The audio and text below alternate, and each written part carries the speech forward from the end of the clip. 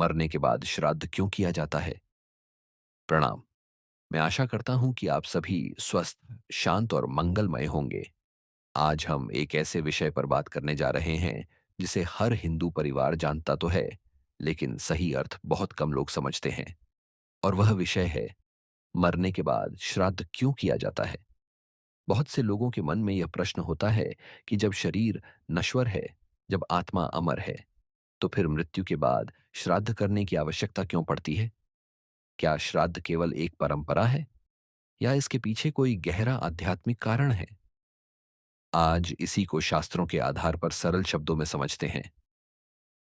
हिंदू शास्त्रों के अनुसार मृत्यु के बाद व्यक्ति की आत्मा तुरंत मोक्ष को प्राप्त नहीं करती। मृत्यु के बाद आत्मा एक विशेष अवस्था में प्रवेश करती है, जिसे पितृलोक की यात्रा कहा गया है। इस यात्रा के दौरान आत्मा को अपने कर्मों के अनुसार अलग अलग अनुभव होते हैं। यहीं से श्राद्ध का महत्व प्रारंभ होता है। शास्त्र बताते हैं कि मृत्यु के बाद पुत्र या परिवार द्वारा किया गया श्राद्ध, तर्पण और पिंडदान आत्मा के लिए आहार और ऊर्जा का कार्य करता है। जैसे इस लोक में शरीर को भोजन चाहिए, वैसे ही पितृलोक में आत्मा को श्रद्धा से किया गया कर्म चाहिए। इसीलिए श्राद्ध में कहा जाता है, अन्न, जल और भाव तीनों का एक साथ होना आवश्यक है। अब यहां एक बहुत महत्वपूर्ण बात समझनी होगी। श्राद्ध आत्मा को बुलाने की प्रक्रिया नहीं है। श्राद्ध मृत व्यक्ति को बांधने की प्रक्रिया नहीं है, बल्कि श्राद्ध है कृतज्ञता का भाव। यह कहना कि आपने हमें जीवन दिया, हम आज भी आपको स्मरण करते हैं। गरुड़ पुराण में स्पष्ट कहा गया है कि यदि पितृ संतुष्ट होते हैं तो वे अपने वंश को आशीर्वाद देते हैं, और यदि पितृ असंतुष्ट हों तो जीवन में अकारण बाधाएं आती हैं।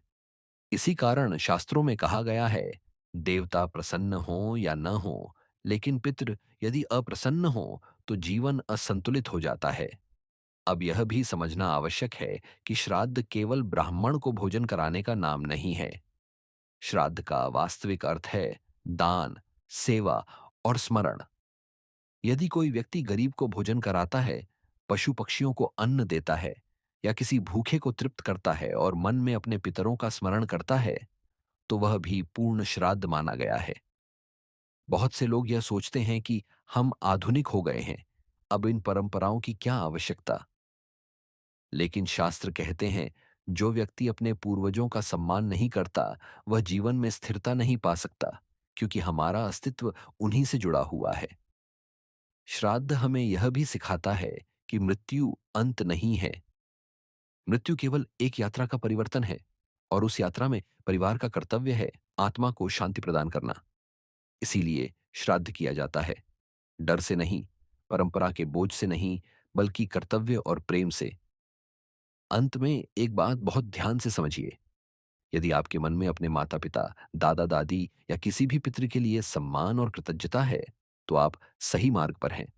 और यदि श्राद्ध के समय भाव शुद्ध है, तो विधि सरल भी हो तो वह स्वीकार होती है। इसी भावना के साथ ईश्वर से प्रार्थना है कि हम सभी को अपने पितरों का सम्मान करने की बुद्धि और विवेक प्रदान करें। पितृ प्रसन्न हो तो जीवन स्वयं प्रसन्न हो जाता है।